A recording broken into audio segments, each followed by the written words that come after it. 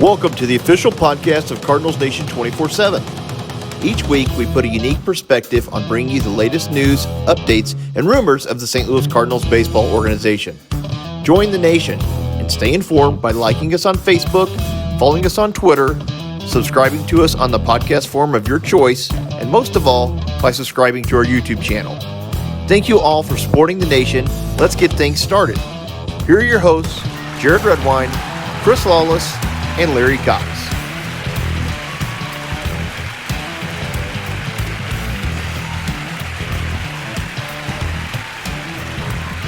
Hello, Cardinals Nation, and welcome to another episode of our Cardinals Nation 24/7 official video podcast. I'm Jared Redwine, joined as always by my friends and co-hosts, the living legend Larry Cox, and the one and only founder of Cardinals Nation 24/7, Chris Lawless. Gentlemen, good evening. Good to see you guys. Good evening. Good evening. Guys, spring training is in full swing, and even when they don't have games that are televised or that are official, they're still playing like they were today. So we'll kind of circle back and start on what we've seen happen in the last week. And Chris, Carlos Martinez, had almost a hard time saying Carlos, is now officially in the starting rotation. We kind of thought that was going to happen anyways, but with Mikolas going down for the foreseeable future and not going to be ready at the start of the season, Carlos Martinez has been named a member of the rotation by Mike Shildt. I mean, we pretty much kind of thought it was going to go this way, but what do you think? I mean, I think Kevin Carlos is a good option regardless. Yeah, I mean, we've talked about it before that we kind of figure he would be at the back end of the rotation and at least getting that first go around, last chance, if you will, to see if he's still got it. I mean, he did pitch decent in the Caribbean series, and he kind of had a little bit of a struggle, starting off spring training, but the injuries have kind of forced the Cardinals' hand and given him that opportunity. I hope he takes it and runs with it, and does well. I mean, you want the best for every Cardinal player, so you want him to thrive in that role. But it is a little concerning, not just Mikolas, but Kim coming up a little, hurt with his back, and what the Cardinals may or may not do. But yeah, it looks like Martinez has got his spot.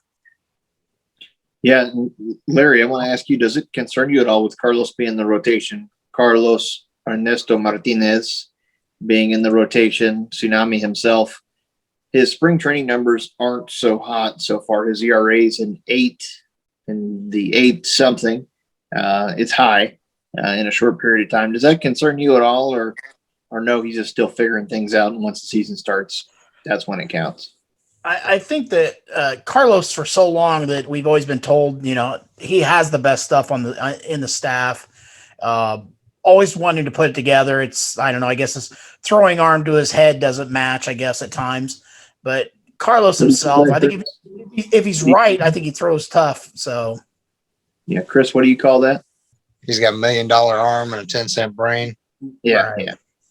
But and so I think he's given this chance, and I think he knows this is probably his final really a shot at this. So he better step up and do it, or he'll be stuck in the bullpen, or who knows, he may not even be wearing the birds on the bat anymore. So I think he's got to make it right. And like Chris said, that he pitched well in the Caribbean series. The rave was how good the command was there. And if you watch this year, even in spring training, he's had his moments, and it always seems like it's still that first inning. He gets first inning, and I think he just kind of glides into a rhythm, and I think he's fine. But I think it's getting out of first inning. So. Yeah, first inning's been tough for the Cardinals all spring training, it seems like, for the most part, except for Waino.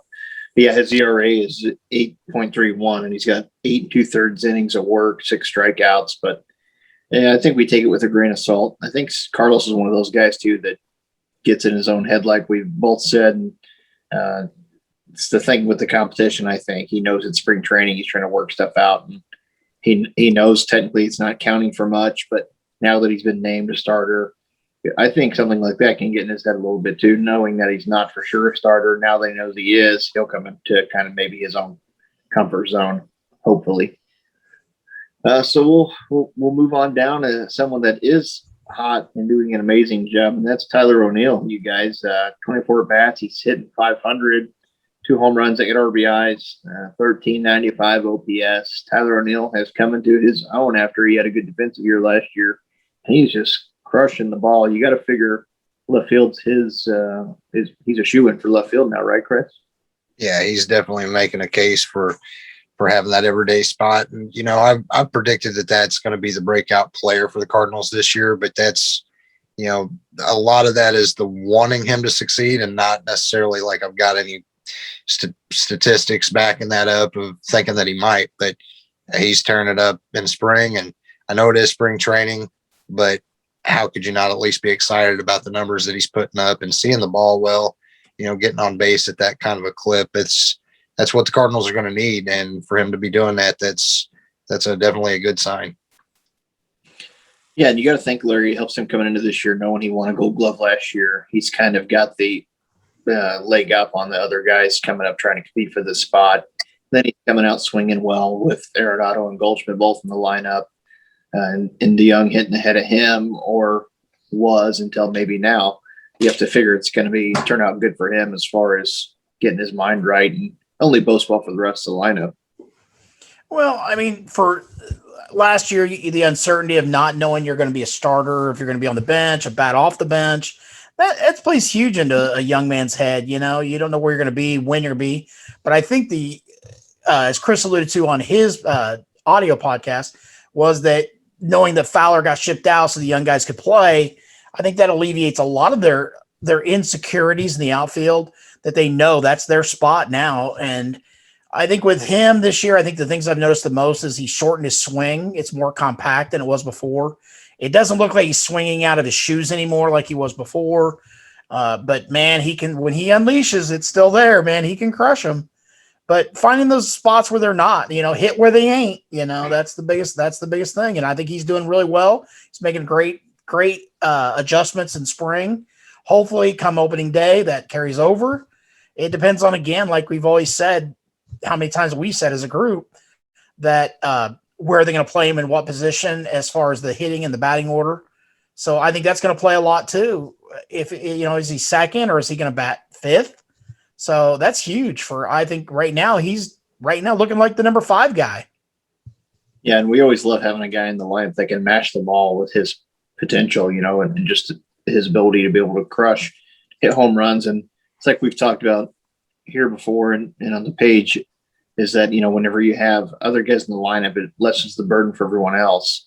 Just having someone in the lineup that can go yard and absolutely empty the bases, it takes the pressure. Other guys like DeYoung don't have to focus on doing that as much. So I think it's great. I'm glad he's actually playing well, and hopefully it's his spot to lose and he does well to start the season so he gets to hold it down. So good for him. It's good to see for us and for Cardinal Nation. I wanted to talk about him to kind of talk about some of the positives other than some of the negatives, but back to negative that you already mentioned, Chris, Kwang-hyun Kim, with his back injuries. His back's been a little stiff. It's something he's never had happen before, so he was shut down for a little bit, but he did start playing long toss again, which is good news, which means he's on a slow path back. They don't see him to be out for the foreseeable future, but he could definitely miss opening day. And you have to wonder if that's been kind of affecting his numbers, because his ERA is like 21 or something like that. It's really high. He didn't have too good a look in his first couple of outings, but Kim going down, let's say he doesn't make opening day. We're going to play this, I guess, every week. I know we probably figure it's going to be one of a certain guys, but Kim being out sucks because he's a lefty and he was solid for us last year, probably our second best starter behind Waino. Where do you think this kind of positions the Cardinals until Kim's ready to come back? Well, I know that I've been high on Genesis Cabrera being a lefty that could come in and be a lefty in the rotation if that's what the Cardinals feel that they need to replace him at the start of the season. It was a little disheartening to hear that they've already come out and said that basically they're going to have Alex Reyes on a short 100+ inning, type of season, because we were kind of pushing for wanting to see him take that 5th starter spot. Gant did look pretty good the other day in his game that he pitched. But yeah, Kim being shut down for right now. I mean, like you said, he's at least taken a slow path back. I don't think you need to rush him, especially with the amount of arms that the Cardinals have that they could slot in temporarily. But yeah, him being a lefty, and it's concerning with him and Michaelis. I mean, you've got two injured. You're already out with Hudson, and plugging in Martinez, who's not looked good. There's some red flags. And as much as we've talked about the Cardinals having a strength of having so many arms, you hate to see that. This could be one of those. Why didn't we go out and get a starter like an Odorizzi? It's already kind of looking like, what could we do here? Sure. And I'm glad you brought that up too, Chris, because I was going to ask that part of the thing to Larry. Benjamin Hodgman of the St. Louis Post-Dispatch even said, since they said they're going to limit Reyes to a little over 100 innings, that's going to be more than he would figure to get in relief, but less as a starter. So maybe if Kim's already on a throwing program, even like he said, it'd be nice they retracted their statement. It'd be nice to see someone like Reyes maybe come in and get a couple of starts to start the season, just to see what he can do, right, Larry? And then if he does well and he's performing and he looks amazing and he's got shutdown stuff, maybe you tweak your innings and say, well, we're gonna do 150. Now, what are your thoughts on the whole Reyes/Martinez situation and who you think might step in for him? When do you going to really need that number 5 starter? So he could actually potentially be a month away from them even really needing to even post a 5th starter, because you could go the 4-man route for the beginning. A lot of teams used to all the time because it's a short month. But I've always said I like Reyes. I think he got to get the shot. I think he got to get a chance to at least prove what he can do, because we don't have much time left with him. That if you don't, he's out of options. What are you going to do with him? So you're going to have to decide what's going to happen with this kid. He was the ace of the staff, or the number 1 prospect, I should say, not ace. So unless you unleash that arm, you're never going to know. We've seen what Gant can do. He's the other option, I guess. But we've seen what he could do as a starter. We see him in the bullpen. I think he's had more success in the bullpen. I mean, he didn't pitch badly for us when he did start. But I think that I think Reyes is the kid that we all want to see, because we've all waited on him. It's like Carlos Martinez again. We've always been told how good he should be, whether or not he is. So Reyes, that, maybe he's that lightning in the bottle come July. Maybe, you dial back his innings, then you push him in come July, and then he kind of catches fire and carries you down the way. So you never know what their thinking is long term. Yeah, and I'm going to circle back to you on that too, Chris. I just looked at the numbers real quick. Ponce has pitched well. He's got a 2.35 ERA in 7 2/3 innings. Gann is at 5.79 with 9 1/3 innings, and Reyes hasn't allowed any runs in 5 innings, and he struck out 7. The other 2 guys have 8. So Reyes has looked really good, really sharp stuff. Do you think, since Schultz said he's going to be limited and he's in the bullpen, he's going to stay that way, or do you think there's a possibility they might flip him? And looking at those numbers too, you got to think Ponce has got to be penciled in somewhere too. I mean, it'd suck for him not to get a shot also. Right. And I think we've talked about that before too, where if we had to pick between Ponce or Gant on getting a nod, I think we all lean a little more toward Ponce de Leon than we do on Gant. Gant does seem to thrive more in that long relief role. Neither Ponce or Gant are big strikeout pitchers, but they can get it done. And having somebody like a Reyes to come out and he can just mow them down, I think that's your biggest threat, having him be a starter, is he can give you a few innings and the bat not touch the ball. And that could bode well for us. I would want to see him get that shot. I really do. And they could retract from their statement, because that was before Kim got shut down. So they could backtrack on that and add to his workload. And really, we kind of talk about this too, to add that kind of a limit on him at his age, where it makes a little sense, but not a lot of sense. Like, to limit him to just that amount of pitches. At what point do you feel comfortable letting him just let it all hang out? I mean, I get it. You want to baby a guy back into the situation, but why put a number on it? Just let him go out there and see what he's got. Yeah, if you're going to start limiting things like they do, that's one thing I don't like about the current age of baseball. And we talked about this, you guys, on our prior episode where we did our Gibson and Brock tribute, to where number of innings those guys pitched. In that case, if you're going to say you're going to limit Reyes because he's been hurt in the past, then we might as well limit Wainwright, because Wainwright's been pretty injury plagued. Plus, he's getting older, so maybe we should limit him. Carlos Martinez usually wears down by the end of the year, so maybe we should limit him. And that can be due to conditioning or any number of things. But I think you go off feel. How do how do you feel? How are you pitching? Do you feel well? Can you go?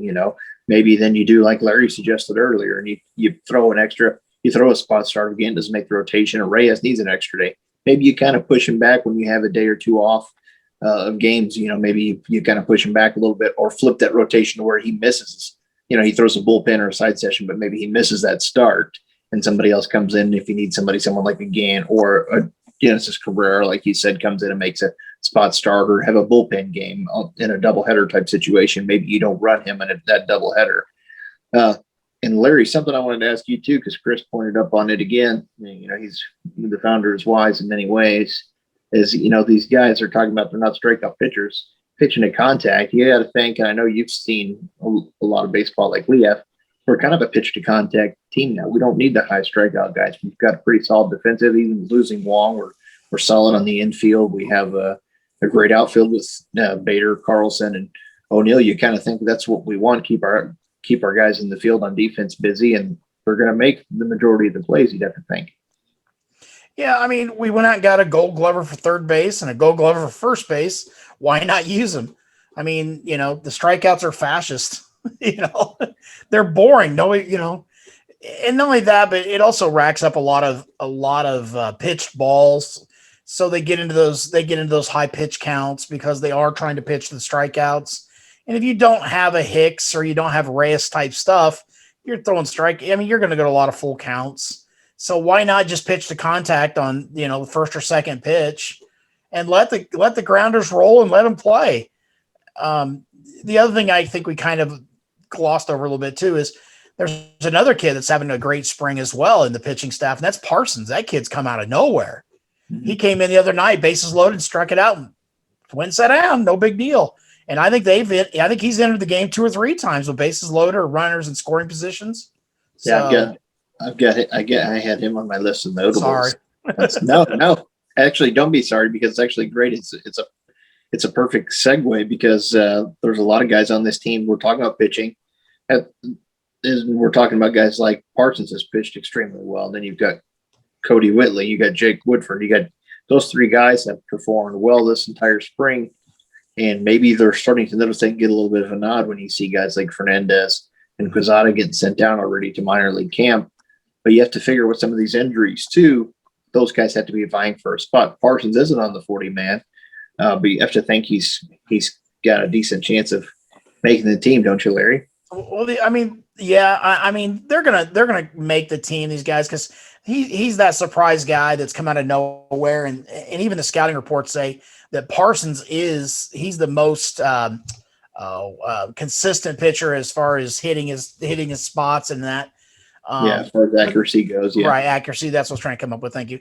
But you got to remember, the other thing is, in this age of COVID, how many of these players are being the like-minded or like-type player being sent out in case, what if you send Parsons up and he's in that COVID-infected area? So now you bring him out and you can switch him with another player that's on that taxi squad. So I think they kind of have to guard this year against those happenings, rather than be caught, with their pants down or short staff because they're not ready for it. So I think there's a lot involved with, Fernandez and those guys being sent down early. It kind of separates them and it kind of quarantines them away from the rest of the team, I guess, at some point. So I think that's an advantage for the season in case of an injury or a COVID attack like last year. I mean, what did we have at one point? 5, 6 players all get COVID at one time. We had to cancel games. We went to double headers. Chris, let me go to you. Parsons, I wanted to look it up. He's no earned runs, pitched 8 1/3 innings, struck out 7. So that's better than anyone I've mentioned so far. Cody Whitley's pitched 3 1/3, struck out 5. And then Jake Woodford's 4 innings, struck out 3. I mean, you got to think those guys have performed well. They have to at least get a long look, you would think, right? Yeah, I think you guys nailed it with Parsons being the dark horse here, where he kind of come out of nowhere. I was a little surprised that they had sent Fernandez down so soon, but when guys are up there performing like a Parsons and Whitley and Woodford, you want to keep them hot and keep them seeing what you can get out of them. That's going to work well for the bullpen, or they could maybe position themselves into a spot start role. I was a little surprised too that Going off of pitching, John Nagowski is another hot bat that is working his way onto the team. We've talked about him in the past too, but he's done really well in spring training. And even though we kind of look at where would he, fit in, where he's a first baseman, he's not going to get much playing time over Paul Goldschmidt.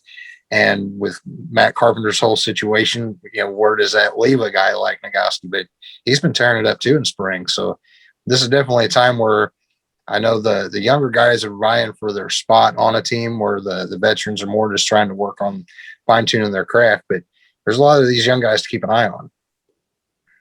Yeah, that's great that you brought him up. Also, he's on the list. Yeah, I'm glad you guys are watching some of these guys too. Like Larry's been mentioning Parsons, kind of as his dark horse for the past couple of weeks, and Tommy Parsons just keeps getting better and better. You think Tommy Parsons gets added to the 40-man roster, Chris? I do. If you would have brought this up 3 weeks ago, I'd have been like, Tommy Parsons who? I really would have. But now the way he's pitching, I think you give him that spot and, just see what he can do. I mean, worst case scenario, he fizzles a little bit and you send him down, but he's still on the 40-man, and makes sense to carry a kid that at least is showing you what he's got and putting up some great numbers this spring. Yeah, Larry, I know it's kind of a redundant question for you, but if you're going into season starts tomorrow, you're taking Parsons, you're adding him to the 40-man, are you? Yeah, how could you not? I mean, seriously, because the spring training, that's all you ask kids. Show me what you got, and he's done above and beyond that. Yeah. For everyone at home, if you're having trouble finding him, if you're using the app or whatever, he's been with the Cardinals for a couple of years. He's just breaking out this year. You'll find him if you go to the roster. He's not on the 40-man or the active. You need to go to the invitee section, and that's where you'll find Mr. Thomas Parsons. And we'll move a lot along to some of these bench spots that Chris, you brought up. Chris, what have you seen so far? I know you already talked about. I can't remember his name, but you're real tight with his mom. Nagowski, yeah, he's been tearing it up offensively. I mean, I knew his name. I knew his name this time. I just, you and your friends and write back and forth and stuff. So right. Maybe you had talked to him, whatever, about how his off-season approach was this year. Has him or his mom said anything to you about his approach? His mom has said that he's really enjoying this spring training, and I'm sure he is, but for him to have the other day, a 4-hit game, he tore it up. Again, it's kind of hard to find a spot necessarily for him, but when you're hitting the ball, you hit the ball, you play. And that's something Matt Carpenter's kind of, been struggling with. So I can see Nagowski making the team. Another one is Rondon. He's played quite well, and he's kind of maybe pushing for a spot. Sosa has kind of been a little hit and miss. So it's, as far as our bench goes, it's, I don't know, there's still room and time in spring training to figure some things out, but yeah, it's kind of bleak on some of them. And that's really what spring training's for, right, Larry? For all the people that are knee jerking with everything and getting all up in arms about people not hitting. And are you worried about DeYoung? And are you worried about Carlson? And are you worried about Goldschmidt? No, you're not really. These spring training games are to figure out these battles, like Chris just said, right? You're trying to see what you have with Jose Rondon, coming in, he's playing well.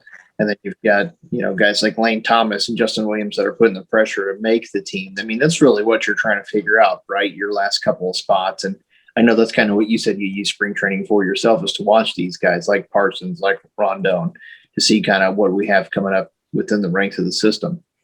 Well, not only that, but some of these kids, I mean, like we know Sosa's out of options. Williams is still up in the air. These are kids are trying out for other teams. I mean, there's other teams that are watching them just as much as we are. So if, let's say, we keep a Rondon instead of a Sosa, where does Sosa go? We can't send him back down. So maybe one of these teams like a Seattle or somebody's paying attention and they're at the end of spring training. You just swing a small deal where he gets, cash considerations or something of that nature. Or if you got a kid that's going to send down, that doesn't have a future because he is blocked by Arenado or Goldie or somebody. There's always that time they're scouting those players. So this is their chance for them to shine. I mean, we've talked about most of these guys in general. Even like the what's Moroff. I mean, that he's done a lot since he's been called up or Yeah, brought Max over, Moore. I should say. So there's a lot of these players that we don't have a real feel for, because especially last year, the whole situation, but a lot of these players are just new to us. And the fact that some of them are here, I'm knocking on your door, I want you to know who I am. That's impressive for me. I mean, you always, in the past, you've seen kids that, John Jay or somebody like that. We heard about him. We didn't know a lot about him. Then he came in, he pushed for that position and he took it. I mean, we traded away the guy that was there, that was the established guy that was supposed to be the next heir apparent. So it does happen. I mean, maybe a Bader sitting there right now going, holy crap, Williams, Thomas, or Dean are pushing me. I better do something, or my 196 batting average, I'm going to be sent. Cincinnati Reds always like a speedy outfielder, I've heard. So Looking at the roster too, we've got 39 on the 40-man roster, and then once Hudson gets put on the 60-day, you'll have 2 spots. The bad thing for Jose Rondon, because we have several Rondons on the team, is that he's not on the 40-man, and neither is Parsons, but you have to figure Parsons is probably a leg up guy to get that spot. I don't see them just coming out of camp and activating everybody, but Nagowski's played really well. He's batting .333 with a .978 OPS. Rondon's hitting .286, but his OPS is 1139, but he's got good speed too. So it's nice to see. And then you do see guys like, Justin Williams has kind of fallen off on the outfield battle, and Sosa has not played well. I mean, really, you figure guys like DeYoung, they're making the team regardless, and Paul's going to do well. But guys like Sosa, this is where they start looking, and you might see something random come up at the end of spring training to where they say, he's not cutting it, to where they go ahead and cut ties. He's out of options. What are you going to do? You don't just put him on the team just to put him on the team like you would say Matt Carpenter. But I think Matt's kind of earned that chance at least to make it to the start of the season and see what can happen before you go that drastic route, especially when you have so much time and money invested. What do you guys think? Do you guys think Lane Thomas still has a pretty good shot of making the team? He can play all positions like Williams, but I haven't heard anything yet on the extra option for everyone that played last year. But you're making the roster out now, regardless of roster. Are you taking Thomas or are you taking Williams? I would probably go ahead and take Thomas, even not knowing the whole Williams situation. And that's because just in a little bit of a taste that we've got to see of Thomas, he looks like he's at least capable of handling the outfield and handling the bat. I don't think he slides into a starting role by any means, but if somebody comes out flat, whether that's a Bader or even a Carlson, I could see Thomas, getting some starts and until those guys can get on their feet. But I would go with Lane Thomas right now over Williams. That's just kind of going with the gut, though. Yeah, and Williams, I didn't even know till I'm looking now. He's had more at bats than anybody else, with the exception of O'Neill. He's had more than Bader and Thomas, and he's really dropped off. He's only batting 190 now with a 594 OPS, and Thomas is still hitting 300. So with an 800 OPS. So you have to think, Larry, you're trying to go to win a division, and you're going all out this year because you have guys like Wayno and Yachty who might not be back next year. You kind of have to take your best players within reason. yeah, I think Dean's kind of the guy on the outside looking in. I think he's misplayed 3 or 4 balls in the outfield where he's got spun around. I realize Roger Dean's not an easy stadium to play in. But I think with the Williams situation being up the air, Dean has options. I think you can send him down. Williams can ride the pine if he has to, until they figure that out. Give him enough at bats because he does have the speed. But I think right now, I would take Thomas over Bader, and let him have center field. But again, for some strange reason, we've already announced Bader's the starting center fielder. And I think that, again, goes back to confidence and saying, you're our guy. We want you to go out and succeed. A lot of fans forget, we miss Colt Wong leaving and all that, but how many years did we watch Colt Wong struggle with the bat, but yet his defense carried him? And the good thing about that was we always had better offensive numbers, so we were able to carry him. Well, are we going to have those offensive numbers to carry Bader this year? We all hope so, but nothing's given in stone yet. So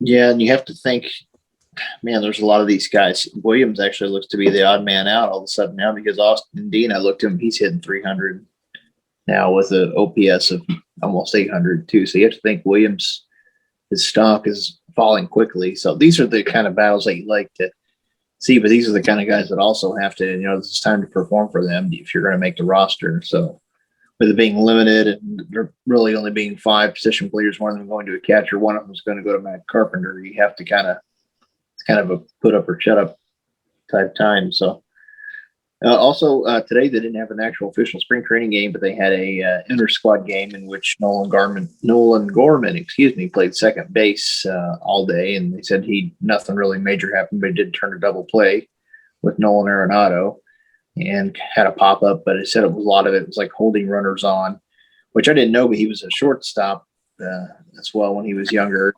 He also did report to camp, and has put in a lot of time and work with Oquendo and Stubby Clapp also.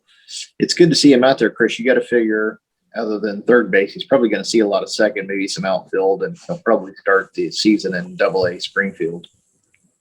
Yeah, I read an article earlier that said he's got a glove for basically every position. That he prefers, having his cleats on the dirt and not playing in the outfield. But if need be, he's a gamer. He'll give you anything that you're asking for him. I did hear where he looked good, at second base, and Flaherty pitched, I believe, 5 innings and looked good in that game.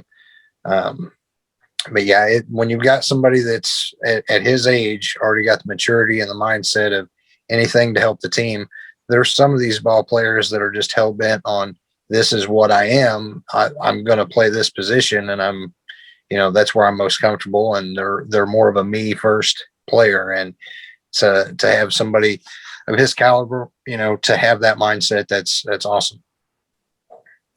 Yeah, and it is good to see, because when you have a bat like his and he's a top prospect that he is, you're going to find a way to work him into the lineup. So you got to figure getting him as many reps as you can at different positions while he's, still learning the ways of the major league and stuff is better now than trying to learn it on the fly in major leagues, which they've done before. But I think he'll be more confident knowing that he can play multiple positions, not being thrown into Busch Stadium in the middle of a pennant race in July and say, hey, we need you. Edmund broke his leg. We need you to play second base. So, Larry, your thoughts on Gorman working second? Well, I mean, if you really look at it now, him playing second base makes a lot more sense of the releasing of Wong and letting him go.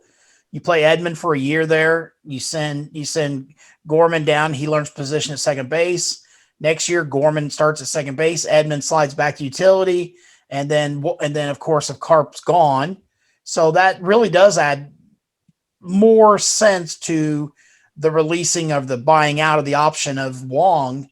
Not that either one of them are going to win a Gold Glove. Edmund could. Edmund's actually pretty athletic. He could win a Gold Glove.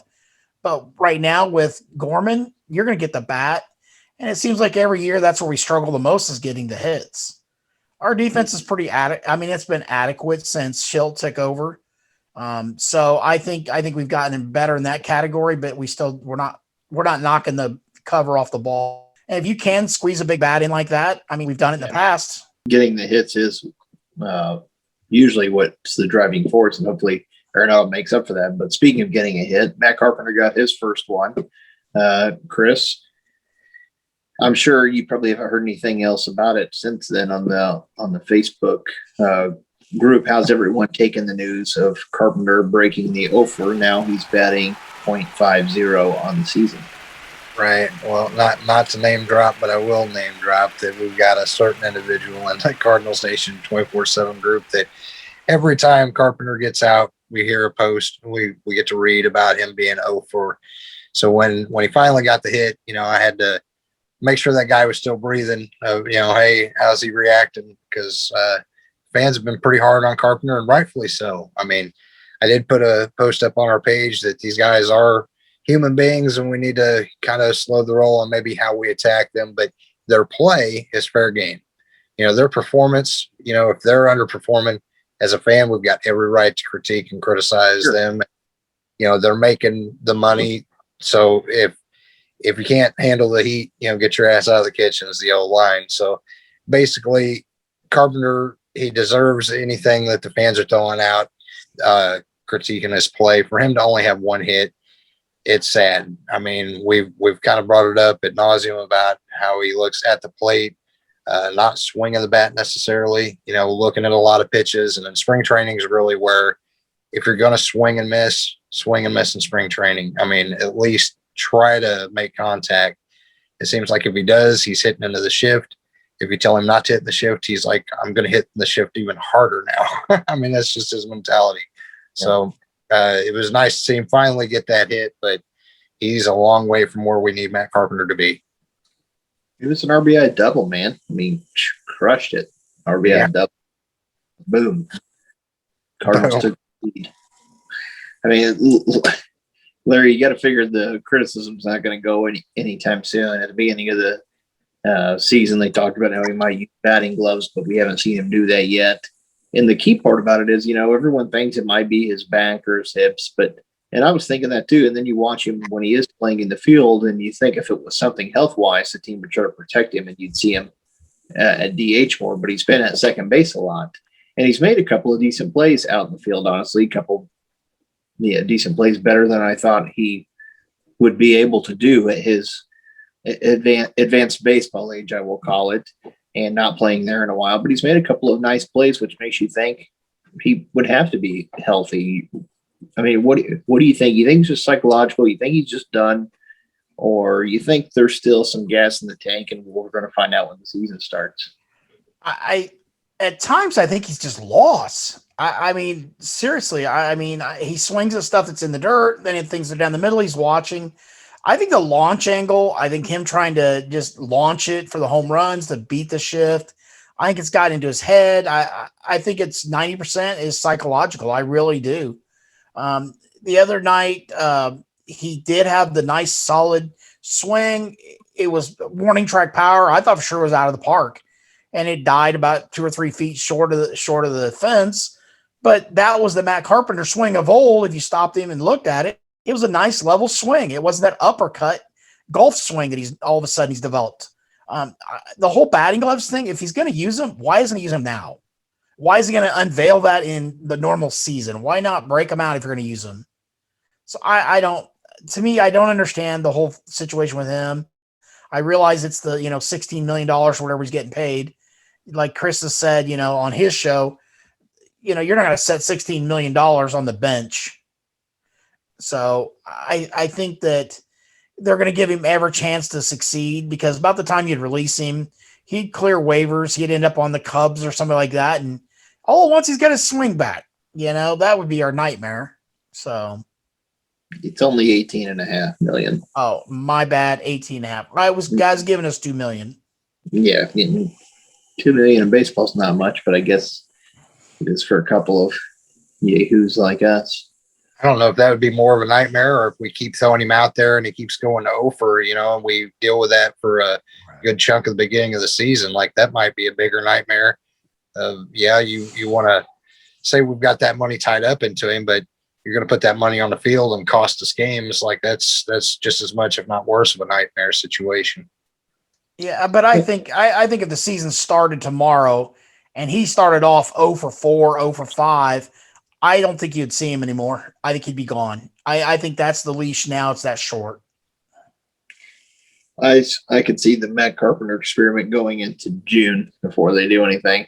I think it would take them a couple months, just because they're always so hesitant to admit failure or the falling out of a deal gone bad. So I think, and then you have both ends of the spectrum, right, guys? We both see it in the face more with the Facebook group and the page. I mean, we see it all over the place, but us, when we have to deal with, comments, and then Chris, we had the one lady message us. You got both ends of the spectrum. You've got people that can't stand him and don't want to see him out there and think he's a total waste of space. And then you have the diehard fans that love him no matter what and can do no wrong, and are just hoping and praying that he comes out and does well. And while I'm tired of the Carpenter situation myself and don't think he should be playing, I'm still pulling for the guy, and I think all three of us are. I think all three of us would like to see him go out there and just start crushing the ball and turn it into the doubles machine that he was before. So I mean, you got to feel both ends of the spectrum, and you got to think Cardinal fans are passionate both ways, right? Passion is the key, and not everyone agrees, and that's the difference of having the Facebook group is, opinions differ, and everyone has their own. And that doesn't mean they're any more or less of a fan or uneducated or not intelligent. I'm thinking of nice ways to see things. That just means they have their own opinion and want to see him do well. And nobody's necessarily right or wrong, but everyone has an opinion. Us that spend a lot of time and money and invest that into these teams, to which they go back and put into players, we do have a right to say something. So, my advice, and you guys can follow this up to people, is, if you, no matter what you say in our Facebook group, I'm kind of going off topic here, you feel free to put and share whatever you like there, that's baseball Cardinals related, but be prepared. Also, you're going to have people that, there's 40-some thousand people in that group, and they're not going to agree with you. So keep that in mind, that everyone is not going to be of the same thought process that you are when you post it. So be prepared to have some criticism, be prepared to receive some people that are not so nice. And if it crosses the line, you do have to let us know, because that's something that we don't always see. People think we read every single comment, but we don't even see them unless they get flagged and reported. And we don't want to be like other sites to where we limit pretty much everything you say or don't let you post anything. We try to give people the freedom to have open discussion. So that is the focus of the Facebook group. Yeah, there's that fine line, where, and like you said, there's both ends of the spectrum, and it's hard for some people that when they criticize a player and when he's struggling, I'm not just talking about Carpenter, it goes Bader, and, when Fowler was doing the same, it was the same thing there. Even, Mike Matheny had his run where everybody was just mouthing him constantly.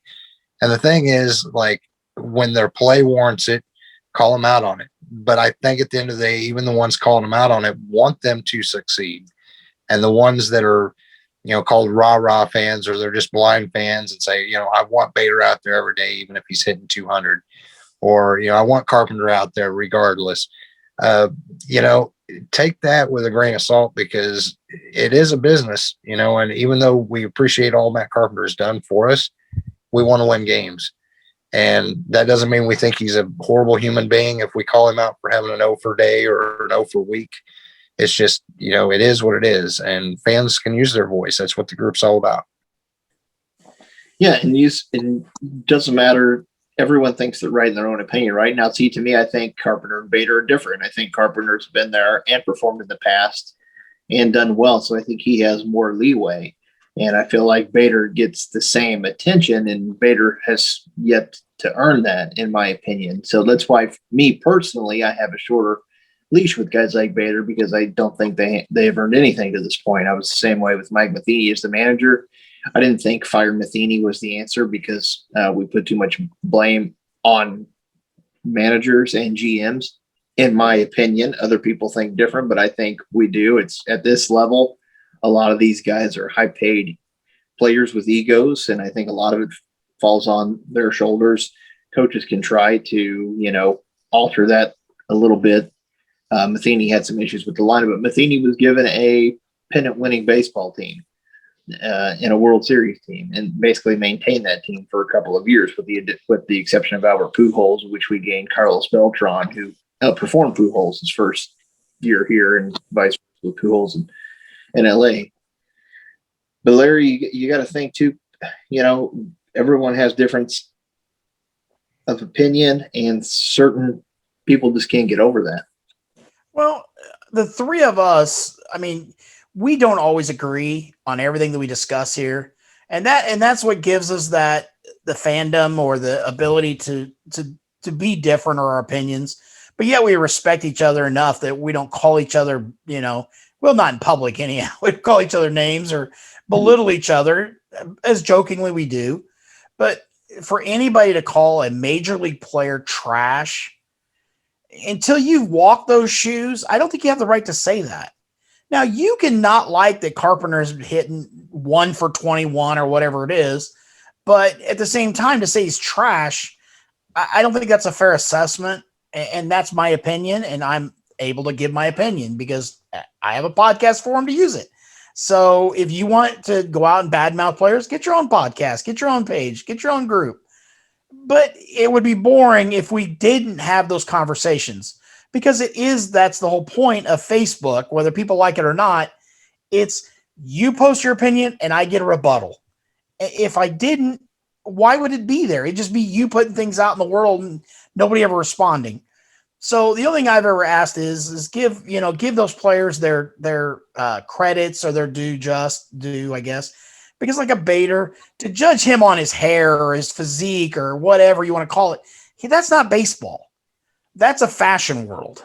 And so if, I give him credit because he's the fastest man on the team. I give him credit because he has gold glove caliber defense. I thought you were going to say gold locks. Yeah, that too, Goldilocks. But the guy can't hit his weight, and so that's our disappointment in him.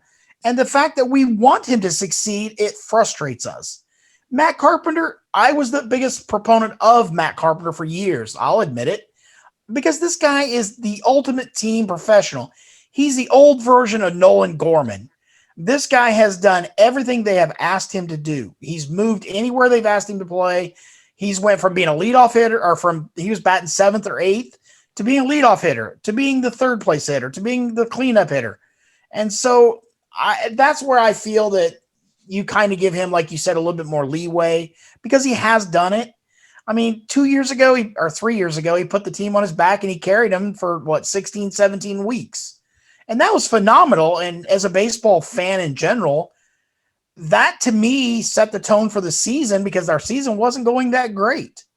And to me, I remember that, but I also know I don't want that broken down player going out on his, that he played way past his prime as well. So I see both sides of that as well. I just, a respect, and that's all I get on. And I'm just as guilty as anybody else. The 40,000+ members we have, the negative Nancy's are always the ones that get the most notoriety, because as soon as one gets negative, it seems like we all kind of pile on that person. So it amplifies it. So unfortunately, Facebook and their dynamics, how it works, it just automatically kicks that to the top. So that's the post I'm going to see more than anybody else's. Sure. I'm just guilty of not, gloss over it, keep moving. So I'll tell you one name that we haven't heard much complaining about that we normally do, and that's Dewitt Mozalek. After getting Nolan Arenado this offseason, that's always been in the past, and there's still some that criticize those guys at nauseum too, where it's just like, we are so cheap, DeWitt's so cheap, Mozalek can't land anybody, so it goes beyond just the players, the managers and the ownership. We hear criticism about them all. Yeah, we heard, how often did we hear fire Matheny and fire Mabry there for a while? That was the trend for the longest time. Oh yeah. Well, one of the biggest things I see is the fire the batting coach, the hitting coach. Every single day, it seems like, first and foremost, I wish people would sit down and know what a hitting coach at major league level does. They don't teach a guy to hit. They refine the way they hit based upon their style of hitting. They tweak it. They do the pre-game. They give them, here's where the defense is shielding against you or shifting. Approaches and stuff like that. Exactly. The analytics involved. They're not out there teaching you how to swing a bat. Those guys got to the major leagues swinging a bat. They don't need some guy teaching them how to do it. Yeah, and a guy like Jeff Albert's not going to go and be like, okay, all right, Goldie, Arenado, fall in. Let me show you guys what you're supposed to be doing. Right. I behind him in the batter's box and hold the bat for him. That's not your elbow up. You don't hear him yelling from the dugout during the game. Choke up now. Okay, good eye, good eye. Yeah, here you go. Watch the next one's yours, baby. Watch the next one. Well, during COVID, we may have heard it with no fan base. Yeah, if they were saying it, you would have heard it. The Jeff Albert was probably taking a nap. But on the flip side of that, we went a little long, but Chris, explain the difference between what we have being Cardinals Nation 24/7 with the page and group, and if one's not your cup of tea, what the other one's for. Yeah, I've explained this so many different times, and I know for Explain some it people, again, Chris. People aren't. Please, Chris, please let the people know. Let people know about your hard work, The damn people it. have spoken. We want to know what Chris Lawless does in life. Right. And right before we just went on here and started recording to everybody, he was like, "Can you guys bring it up again so I can talk about all the hard work I've done, all It's the people." all about Chris. We want everybody to know it's about Chris. please bullshit. do. Tell 'em. We love you, bro.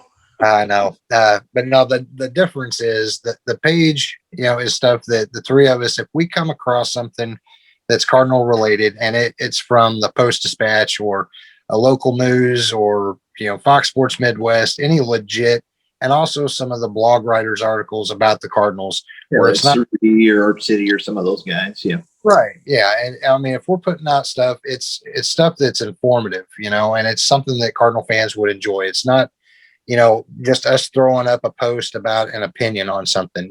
We also share some photos for fun and, some polls and stuff like that on occasion. But the page is just constantly the news that we find on Twitter and anywhere about the Cardinals that we post throughout the day.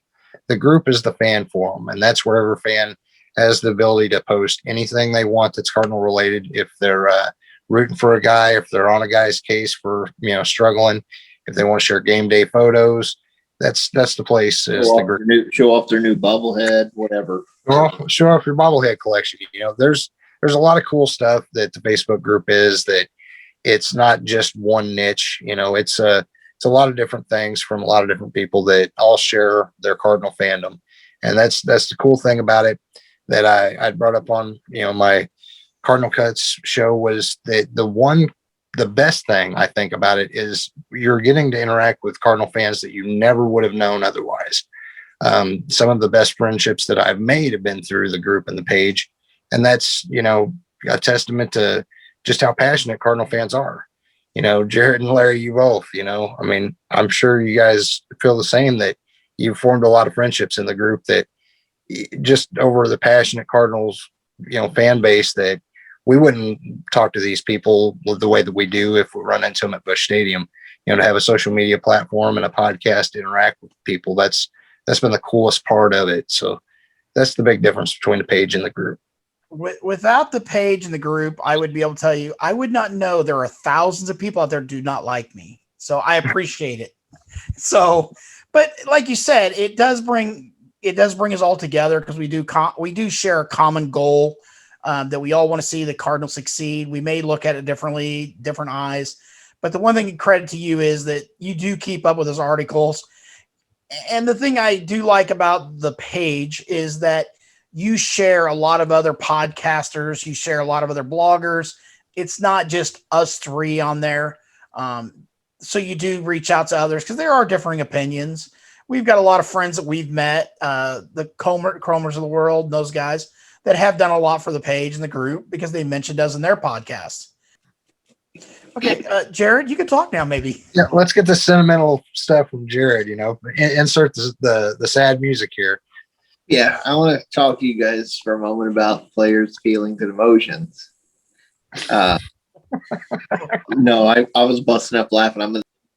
So that's the basis why Chris really created two pages. So I wanted to make sure everyone knows the difference, because I even see people on Twitter that don't know the difference. And it's a page and a group. The group is for everyone to share their own interpersonal thoughts until we put them on post approval. They say so-and-so is 0 for 13. Good grief, cut him already. That could be one.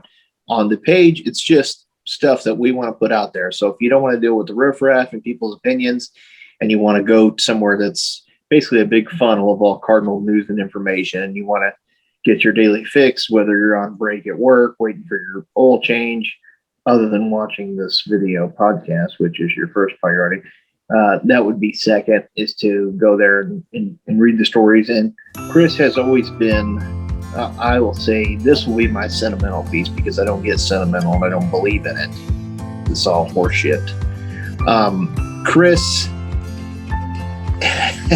heart is bigger than his brain. And Chris, it's true. They're both big.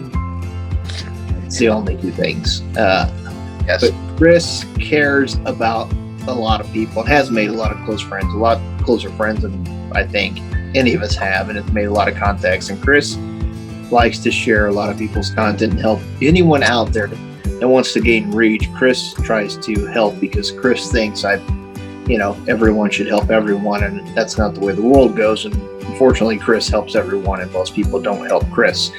That being said, Chris shares, if you have any ounce of quality of work, Chris will share it on that page to help people get exposure, because he tries to help everyone gain reach, and he likes everyone, and he does love the Cardinals, and it is his outlet. He spends a lot of time doing this. So if you're doing anything of quality work, Chris is always happy to help and share, and that's why he created that page, so there was an outlet for people that he knows that are trying to get their information and their work out there, for another chance for them to get some exposure, and also so people that are fans of the Cardinals don't have to deal with the nuances of social media that everyone hates. So there's two different outlets, and if you need direction, reach out to any one of us and we'll help point you to the one of your choice, or you can do like some people, just join both, because normal people just go to one page and share it to the other, not even realizing that we're the same. And that happens a lot. Or the messages that we get with fans that think we're the official St. Louis Cardinals, Facebook page. I can't tell you how many times, we get those messages of, hey, when are you guys going to have tickets for sale? And can I take my 2-year-old to the game instead of my lap? I'm like, I just tell everyone yes. Can you help me get tickets to the game? I say yes. Meet me outside the third base. Meet me by the Musial statue. There you go. 4:00. My name's Larry Cox. I have box seats. That's what I need. More people not liking me. Thanks. I'll be running around wearing red face paint. Just flag me down, and I'll give you some tickets. I was waiting for that. Drive around my golf cart. I hope we win this year. I don't think he's going to be doing much running. Rapping. Well, you guys see my Venmo back here if you could send live karaoke with the Rally Runners coming up next after this podcast. That'll be our next guest. That's our next guest. That's Chris's next guest. Karaoke live on Facebook. One other thing I did want to touch on that we didn't is Jordan Hicks made his debut in the spring training game, an official debut. So that's good news. Through 22 pitches, over 12 minutes. So 6 pitches were over 100 miles an hour. So seeing him back in actual facing live opposing hitters on another team has to be great news for Cardinal Nation. Oh, definitely. I mean, that's another player that I don't think they're going to thrust immediately in that closer role. And we've talked about it, that they've got Gallegos and Webb and a few others that they can start the season, closing if Hicks isn't quite ready. But it was nice to see him on the mound, hitting over 100 on the gun. And, it just like all these other guys trying to make the team, he's got a lot to prove with the knocking off the rust. I mean, he come out, he was a fireball thrower, then with the surgery, and then last year being out, he's got a couple seasons worth of rust to kind of knock off, but definitely somebody exciting to see back on the mound and doing well for us. Yeah, Larry, throwing that many pitches in that period of time, and then 6 of them are over 100 miles an hour. You got to figure he's got to be the de facto closer, unless he just comes out and has a bad outing, and then they'll still say it's closer by committee, you would think. When the game the other day that he had pitched in, that was kind of the ongoing discussion. They don't think they're going to announce a closer to start the season, but I think he eventually takes back that role. But wasn't it like 22 pitches to 1 hitter? Yeah. So that's the other thing. I mean, he couldn't put the guy away. So it is that, like you said, it's that feel for the ball to get the off-speed pitches. Because, I mean, we all know he throws hard. But if you know a guy's going to throw 100 plus, you're just going to sit on it, wait on a fastball. So that slider he's got, that's the rusty part of it and getting to roll over. So it'll come. It's just, the more times he throws, it's going to be there. But to come out as like he did is phenomenal. He did set out, especially knowing, he is a type 1 diabetic. They were kind of overly cautious than last year. They want to make sure that there was no reason to rush him back. So I'm kind of excited again. It's good news for everybody all the way around, especially him. Yeah, same here. It's good to see him just get back into game action after being out for so long. Other than that, I think that's all I've got for today. Don't forget to check us out on Facebook, on the Facebook page and Facebook group at Cardinals Nation 24/7. Here on YouTube, YouTube.com/C/Cardinals Nation 24/7. Chris, where else can they find you, and how do they reach us on our Twitter and Instagram? Yeah, on Instagram, it's Cardinals Nation 247. On Twitter, at Cards Nation 247. You can find us on Facebook, both on the page and the Facebook group is called Cardinals Nation 247. I know Jared and myself kind of been doing some side projects with our weekly shows that we've been doing on audio. I do Cardinal Cuts with Chris Lawless, do that each week. I kind of had a little hiatus last week, but Jared's been doing Redbirds with Red Wine, where he does a deep dive with the minor leagues, and that's something that we're passionate about. But ultimately, we want everybody to tune in and subscribe here on our flagship show, Cardinals Nation 24/7 podcast. We've hit over 300 subscribers now in just a little over a month, so that's pretty exciting. We encourage all of the listeners to not just like and subscribe, but share our shows out. It helps us out that there's only so many Facebook groups that we can share this content out to. And, while we're not trying to be famous by any means, it does help us by reaching more fans to get more eyes on the product. And you get to see these sweet shirts that Jared's holding up there. The audio listeners, you're missing out. If you're listening on audio, subscribe on YouTube so you can see these damn nice shirts. Oh, this shirt right here. This is awesome. This is how you wear it. Yeah. You look better, Jared. You look better. Thank you. I know. We're already getting group members, asking where they can pick these shirts up. So maybe, before long we can start putting these out for purchase, Yeah, I do have a couple extra. So if you are interested in one, get a hold of Chris. Maybe we'll start a list. Would probably be the best thing to do, or maybe we'll have some of these left over that we could send out to you guys or make some kind of deal on, because we all have it, obviously, and then Matt has one because he came on the podcast. That was the rule. They had to come on the show first before they could get the shirt. But just different stuff we're looking at trying to do, because a lot of people do ask us about it. It's something we want to do for ourselves, but a lot of people have been asking, about shirts for quite a while. So it's something we wanted to venture into. So we try to use the YouTube platform as an idea to help kind of take care of some of those things. So yeah, like, comment, subscribe, please share, let people know to follow us. We also want it to be interactive. So if you have a suggestion or a topic that you'd like to see us cover, please send it to us through here, or else on the Facebook group or the page as well. Other than that, Larry, do you have anything in closing? The one thing I would like to see, those that do view or listen to us either way, leave some feedback, even on Facebook. Let us know what you enjoy or dislike about what we do. We can't get better without critiquing our shows, so it is appreciated. A little fan feedback. Excuse me. So other than that, I like fan back. Yeah. It's like Nickelback, only different. Back. You just kind of copyright that shit real quick. That's me, man. I'm all over. I'm a trendsetter, man. He's the legend, people. That's why he's the legend. Love me, hate me, but at least you're paying attention. Yeah. Chris, you have anything in closing? No, just again, appreciate everybody that's tuned in and subscribed already, and for those that have left feedback, that's awesome. But like Larry said, anything that you've got to say after watching an episode, we'll take the good and the bad and learn from it, and kind of use that to fuel us to do better on next shows and put out content that we know that you enjoy watching. So we thank everybody. Yep, our next conversation with the nation will be taking place early next month. We haven't narrowed down the date, but Chris is going to do that soon. He's been working on locking it down. He'll probably let me know in a day or so. He's on top of it. You can also find him again at Cardinal Cuts with Chris Wallace, an official podcast, Cardinals Nation 24/7. You can find me, Redbirds with Red Wine, and for the living legend, Larry Cox, founder Chris Wallace. I'm Jared Redwine. Thanks for joining us, and go Cards. Go Cards. All right, you Fox. Good job. Bye. Chris heads to the front porch. We're hate still on record. Fuck you. Subscriber, fuck you. yeah, and we're still recording. I'm leaving that on there.